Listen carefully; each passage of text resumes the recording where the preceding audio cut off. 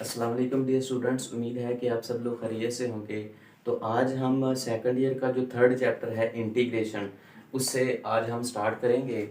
तो इंटीग्रेशन को सबसे पहले तो हम डिफ़ाइन करेंगे कि how can we define the integration. अब सबसे पहले जब हमने डिफरेंशिएशन पढ़ा था, फ़र्क इन दोनों में सिर्फ यही है कि integration is the inverse process of the differentiation.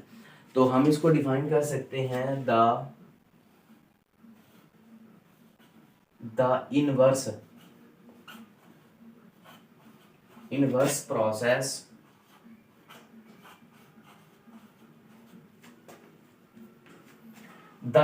process of differentiation.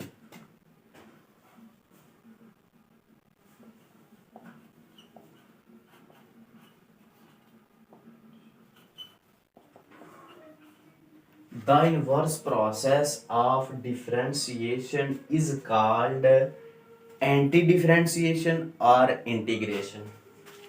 अब वो प्रोसेस कौन सा है, प्रोसेस भी लिख देते हैं, दैट इज कि the process of finding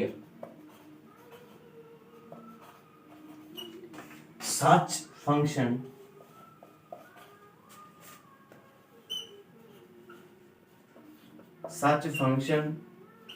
whose derivative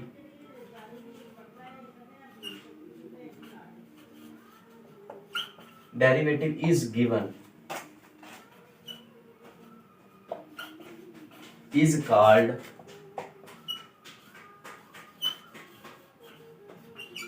anti-differentiation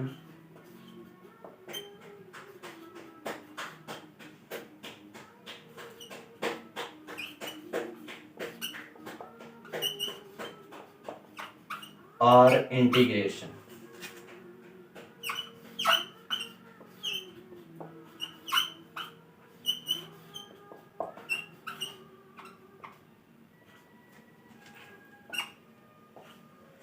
ये हमारे पास इंटीग्रेशन की डेफिनेशन है।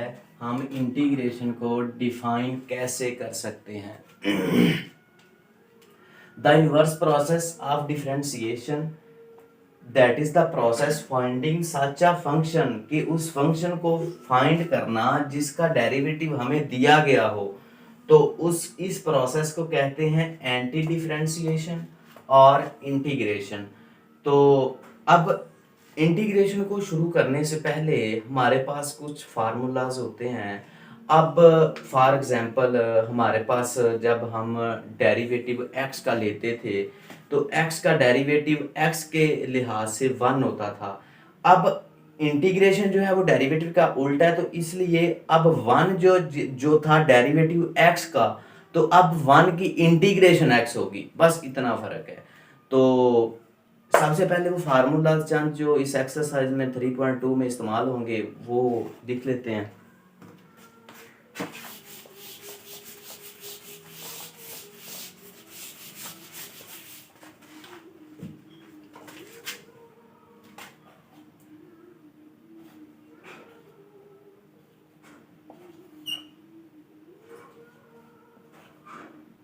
अगर हमारे पास x की पावर n है तो इसमें क्या करेंगे, हम इसको जब डिफरेंशिएट इसकी इंटीग्रेशन लेंगे तो वो क्या करते हैं कि पावर में एक प्लस कर देते हैं और वही पावर जो है वो नीचे लिख देते हैं n+1 और प्लस c लगा देते हैं। अब c क्यों लगाते हैं? क्योंकि वो जो हमें फंक्शन मालूम करने के लिए कहता है उसकी जो हमारे पास कांस्टेंट वैल्यू आती है वो हमें पता नहीं होती एग्जैक्ट कि वो कितनी है, और ना ही उतने कोई लिमिट दी हुई है ना कि यहाँ से लेके यहाँ तक मालूम करें, 1 से लेके 2 तक करें या 3 से लेके 2 तक करें। फॉर एग्जांपल वो कहता है 1 से लेके 2 तक करें, तो अब हमें डेफिनेट वो पता चल गया कि यहाँ से लेके यहाँ तक है वो, तो हमने मालूम करना है उसको।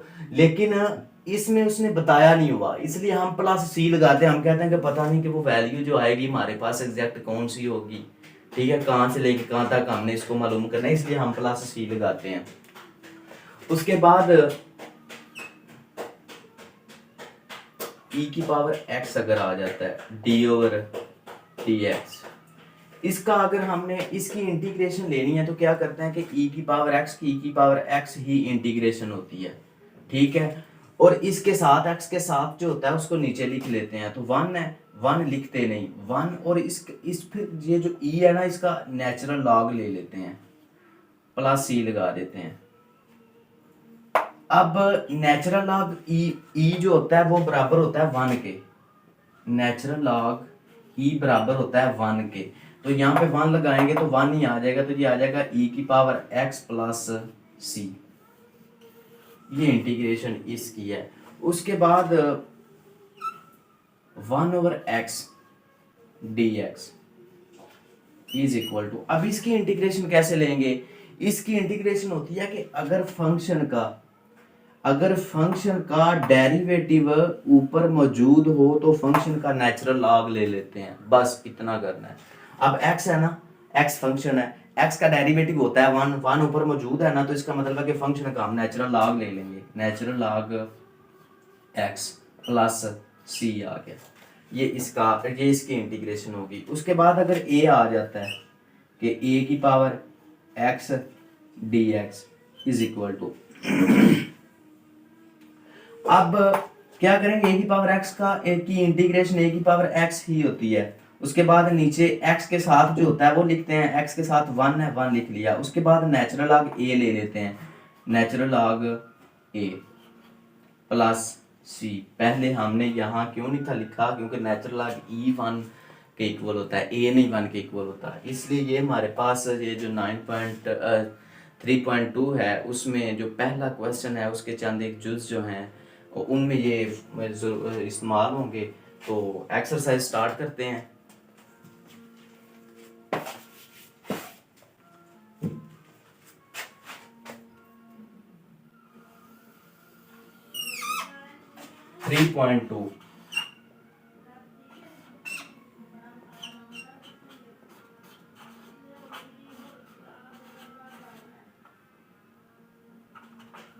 एक्सरसाइज 3.2 पहला क्वेश्चन कहता है कि evaluate the following integration integrals, indefinite integrals. अब डेफिनेट और इनडेफिनेट में फर्क है कि अगर यहाँ पे हमें लिमिट दी जाती है, ये तो डेफिनेट कर दिया ना उसने, अगर हमें लिमिट नहीं दी गई, अब देखना नहीं ना, उसने बताया कि यहाँ से लेके यहाँ तक मालूम करें, इसलिए हम सी लगाते हैं, तो ये इनडेफिनेट इंटेग्रल्स हैं। तो उसने कहा है कि evaluate the following indefinite integrals. तो पहला जुज जो है क्वेश्चन नंबर 1 का पहला जुज, इंटेग्रल 3x का स्क्वायर माइनस 2x प्लस 1 और dx आ गया। अब इनकी अलग-अलग से हम इसको सबसे पहले कर लेते हैं कि लेट आई, इंटीग्रेशन लेनी है ना, i is equal to integral 3x का square minus 2x plus 1 dx, ठीक है। अब अलग-अलग से इनकी इंटीग्रेशन ले लेते हैं। i is equal to integral 3x का square minus integral 2x dx, इधर भी dx आएगा ना, dx माइनस, अब dx 2x plus integral 1 dx आ गया। अब 3 कांस्टेंट है, 3 पहले वैसे लिख लेंगे। अब यही आ गया कि x की पावर हो तो पावर में क्या कर देते हैं,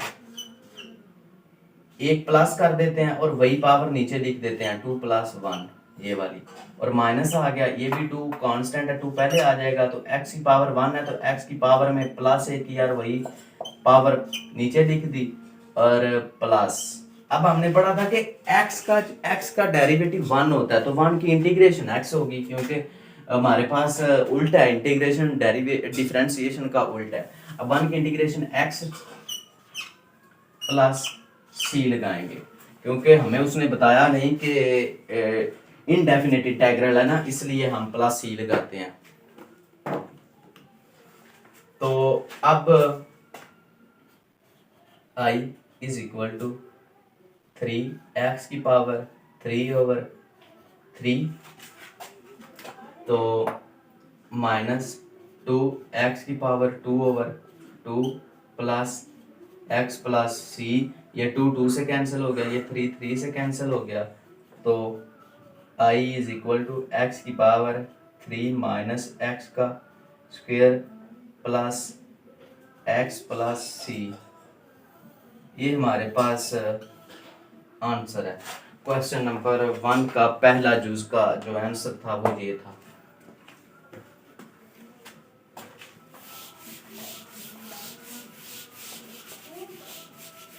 उसके बाद दूसरा जो पार्ट है वो कहता है कि इंटेग्रल x प्लस 1/इंटेग्रल x और dx, ठीक है। अब अकेले के लिए इंटीग्रेशन ले लेते हैं, इंटेग्रल। अब x का वो अंडर रूट है तो x की अंडर रूट का मतलब 1/2 होता है, dx आ गया, प्लस इसका जब अब बटे के नीचे ये 1/2 है ना, तो आपको बताया था कि अगर बटे के नीचे किसी की पावर प्लस में हो तो ऊपर जाके माइनस हो जाती है, अगर माइनस में हो तो प्लस हो जाती है। अब ये 1x की पावर 1/2 प्लस है, ऊपर जाके माइनस हो जाएगी, x इंटेग्रल x की पावर -1/2 और dx आ गया, ये I लेट कर दिया। अब अब क्या करेंगे कि पावर में एक प्लस कर देंगे, वही पावर नीचे लिख देंगे, x की power 1/2 plus 1/1/2 plus 1 plus x की power -1/2 plus 1/-1/2 plus 1 plus c लगा दिया। अब 1/2 को प्लस 1 करें तो x की पावर 3/2 आ जाता है, ये भी 3/2 आ जाएगा, प्लस अब -1/2 में से प्लस 1 करें, इसको दोनों को प्लस करें तो 2 -1 प्लस 2, ये आंसर आ गया 1/2, x की पावर 1/2 आ गया, ये भी 1/2 आ गया। अब इसको किया था, ये कैसे 3/2 आया था, 1/2 plus 1 is equal to 2, 1 plus 2 तो इज इक्वल टू 3/2 आ गया, ठीक है। अब क्या करेंगे, जब बटे के नीचे भी बटा हो तो ऊपर जाके उल्ट जाता है, तो ये हो जाएगा 2/3 x की पावर 3/2 प्लस 2 x की पावर 1/2 आ गया। अब यहाँ से आप x की पावर 1/2 कॉमन भी ले सकते हैं, क्योंकि यहाँ x की पावर 3 है ना, 3/2 है, तो यहाँ पे साथ प्लस भी आ रहा है, ये भी प्लस आ रहा है, तो यहाँ तक भी अगर आप करना चाहें तो यहाँ तक भी कर सकते हैं। ये हमारा जो क्वेश्चन नंबर 1 था उसका जो दूसरा जूस था वो कंप्लीट हो गया।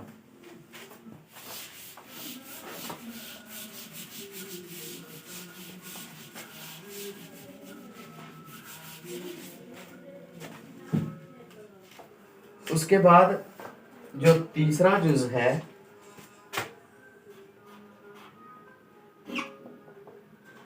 जूस नंबर 3 है integral x into √x plus 1, x जब 0 नहीं है। अब i के लेट कर दिया, i is equal to integral, अब ये 1/2 है तो ये x है, x को जब x को जब √x से मल्टीप्लाई करेंगे ये हो गया ना x, और x की पावर 1/2 प्लस 1 हो गया, और dx इधर भी dx है। अब इंटेग्रल जब दो चीजें सेम मल्टीप्लाई हो रही हो तो पावर उनकी ऐड हो जाती है, ये पावर 1 है, ये 1/2 है, 1 प्लस 1/2 करेंगे तो x की पावर 3/2 आएगा, प्लस x को इसके साथ किया तो x आ गया और साथ dx आ गया। अब अकेले के लिए इंटीग्रेशन ले लेते हैं, इंटेग्रल x की power 3/2 dx plus integral x dx। अब वही पावर में से पावर पे एक पावर में एक प्लस कर देंगे और वही पावर नीचे लिख देंगे, तो ये आ जाएगा 3/2 + 1 ओवर 3/2 + 1 प्लस ये भी 1 + 1 ओवर x की पावर 1 + 1 प्लस c, ये हो गया x की पावर 5/2 ओवर 5/2 प्लस x की पावर 2 ओवर, ये पावर नीचे लिखनी थी, x नहीं था, पावर नीचे आ गई तो 2 आ गया प्लस c आ गया। अब बटे के नीचे बटा तो ऊपर जाके उल्ट जाएगा, तो क्या करेंगे 2/5 हो जाएगा, 2/5 x की पावर 5/2 प्लस ये 1/2 x की स्क्वायर प्लस c। ये हमारे पास जो तीसरा जूस था, पहले क्वेश्चन का तीसरा पार्ट जो था वो कंप्लीट हो गया, तो ये हमारे पास आंसर आ गया। ये हमारे पास जो जुज नंबर 3 था, फर्स्ट क्वेश्चन का पार्ट 3 था, वो कंप्लीट हो गया। तो इस लेक्चर में आज हम यहाँ तक ही करते हैं, तो नेक्स्ट लेक्चर में इंशाल्लाह हम 4 पार्ट जो है वहाँ से स्टार्ट करेंगे। उम्मीद है आपको समझ आ गई होगी इंटीग्रेशन जो अभी हमने स्टार्ट की है। तो अपना ख्याल रखिएगा। ओके, अल्लाह हाफिज़।